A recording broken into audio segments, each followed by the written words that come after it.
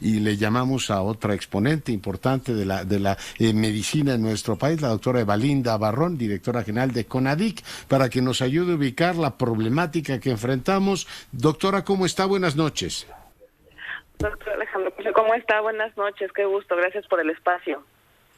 ¿El tabaquismo es un gravísimo problema en nuestro país?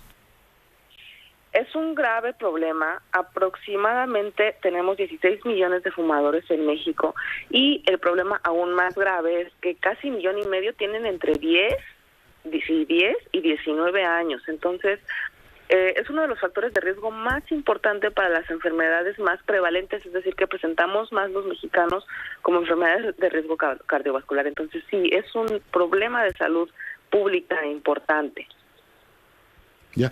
Cuénteme una cosa, ¿qué no ha funcionado para que tengamos, o qué habría que hacer, por verlo en positivo, para que tengamos tantos fumadores jóvenes? Yo, digamos, en los últimos 20 años recuerdo que había una política muy restrictiva, que a mí me parece muy bien, entiéndame, pero para no fumar en espacios públicos, es decir, una auténtica guerra al tabaco. ¿Cómo explicar que tengamos 1,5 millones de fumadores entre los 10 y los 19 años, me decía?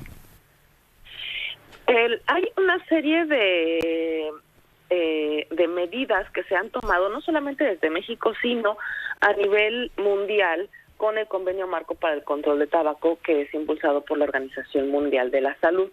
Este Convenio Marco nos da algunos lineamientos que están probados científicamente que ayudan a reducir el consumo de tabaco, sobre todo porque la industria tabacalera es una de las industrias que es más poderosa e invierte mucho, ¿no? Y es totalmente contraria al interés de la salud pública. Entonces, bueno, el convenio marco nos da algunos lineamientos. Tienen que ver con estar monitoreando frecuentemente cómo se está consumiendo el tabaco. Aquí se hace la encuesta nacional de tabaco cada 2 años, y tenemos el Observatorio Nacional de Salud Mental y Adicciones desde la Comisión Nacional contra las Adicciones. Otro de los puntos tiene que ver con la publicidad. No estaba prohibida toda la publicidad, había espacios donde estaba permitida, y con la nueva reforma al capítulo a la Ley General para el Control de Tabaco se prohíbe totalmente la publicidad y se promocionan o se indica que tiene que haber espacios 100% libres de humo de tabaco y emisiones.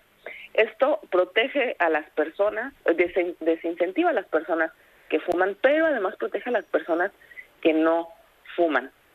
Otro de los puntos tiene que ver con el acceso a tratamiento a aquellas personas que quieren dejar de fumar, y estamos en toda una reestructura del sistema de salud mental y adicciones para que se pueda ofertar más tratamiento en los centros comunitarios de salud mental y adicciones, pero además en los centros de salud, hospitales generales.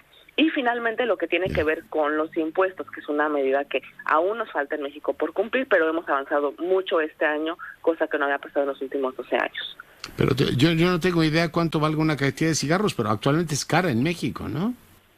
Pero no es tan cara como en otros países. En México un fumador adulto gasta mensualmente en productos de tabaco 287 pesos y un adolescente 185 pesos mensualmente, pero hay otros países que tienen un precio mucho más elevado, y eso se ha visto que es una medida para desincentivar el consumo de tabaco y otras sustancias psicoactivas, por ejemplo, como el alcohol. También es una medida que funciona muy, muy bien en el consumo de alcohol. Ya. Oiga, ¿los vapeadores son una falsa solución para quien quiere dejar de fumar? Sí, hay que considerar algo. Cuando hablamos de una medida para dejar o para solucionar un problema, que es un problema de salud mental, estamos hablando de un tratamiento. Si yo estoy hablando de un tratamiento, por ejemplo, un tratamiento para una infección de vías respiratorias superiores o porque tengo fiebre, bueno, pues es un analgésico y ha pasado por estudios clínicos aleatorizados, doble ciego, comparados, y entonces se define que es seguro para las personas y es un tratamiento.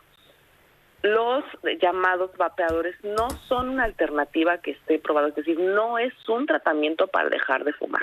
¿Y qué es lo que se ha visto? Que primero, toda la publicidad va enfocada a los adolescentes y a los jóvenes, y que esto no evita que empiecen a consumir tabaco después. De hecho, empiezan a consumir tienen algo que se llama consumo dual, el uso de estos vapeadores y el consumo de tabaco, y tampoco funcionan para dejar de fumar.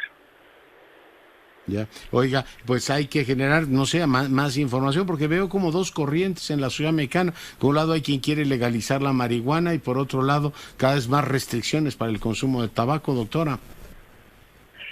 Creo que, tiene que haber restricciones para ejercer nuestros derechos. O sea, podemos tener derecho al consumo de tabaco, pero no afectando a terceras personas.